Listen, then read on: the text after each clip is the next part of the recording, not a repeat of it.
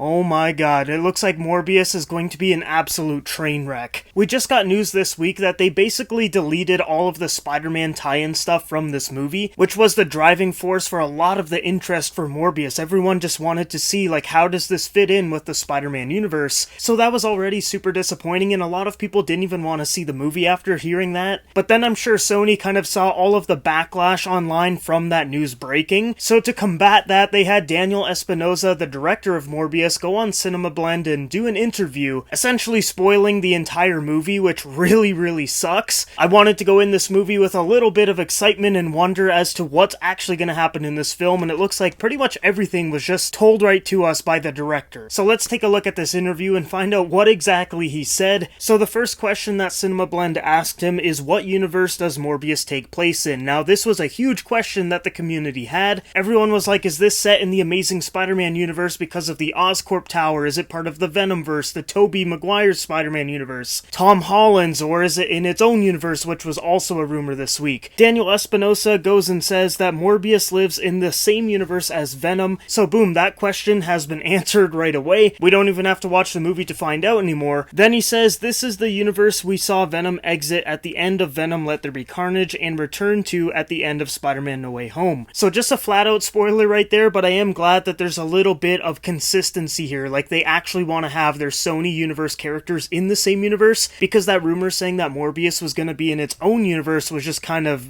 out there, and I don't think that would have worked as well, so I am glad that he's part of the Venomverse. Then they ask, is there a Spider-Man in Venom's universe? And he says, of course. He did another interview not too long ago, basically saying that there's a Spider-Person in every universe, whether that's Spider-Man, Spider-Woman, whatever the case may be, there is always a Spider-Person in every universe. Then they say, okay, so which Spider-Man exists in Venom's universe? And he says, it is my understanding that audiences will discover the answer soon. So yeah, I think right there that just confirms that there is no Spider-Man in this movie, but it does look like Tom Holland is going to be the Spider-Man that's going to face off across these Sonyverse characters. But to be honest, I really wish that they bring Andrew Garfield back and have that as like the Sonyverse Spider-Man, and then just keep the MCU as its own thing. Then Cinemablend goes ahead and says, let's shift to Michael Keaton, who we saw in your Morbius trailers. Is he playing the same Adrian Toomes Vulture from Spider-Man Homecoming? He just goes right out there and says yes, confirming that this is Michael Keaton's Vulture from Homecoming, which I'm kind of upset by, because there was a little bit of like a redemption arc kind of going there, and then for them to just throw him in the Sony universe in a post-credit scene,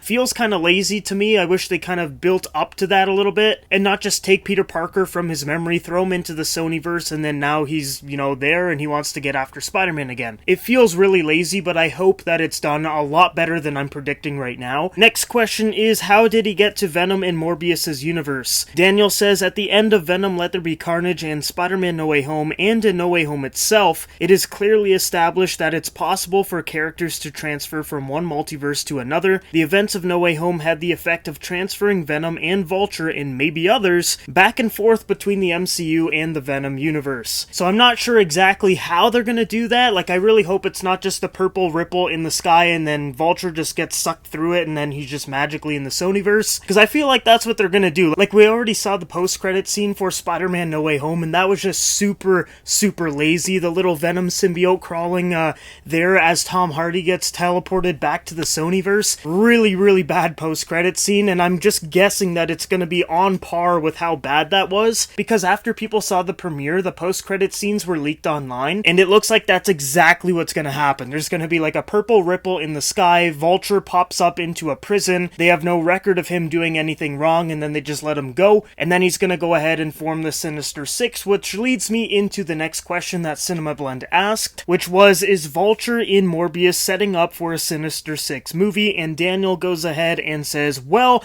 he is recruiting teammates and he has enticed one already, so it sure looks like a start. Oh my god, this guy is spoiling the entire damn movie, and I just don't know why. Well, I kinda have a guess why, and that's because they saw all of the backlash for this film, and they're probably thinking that they're not gonna make a ton of money. So what do?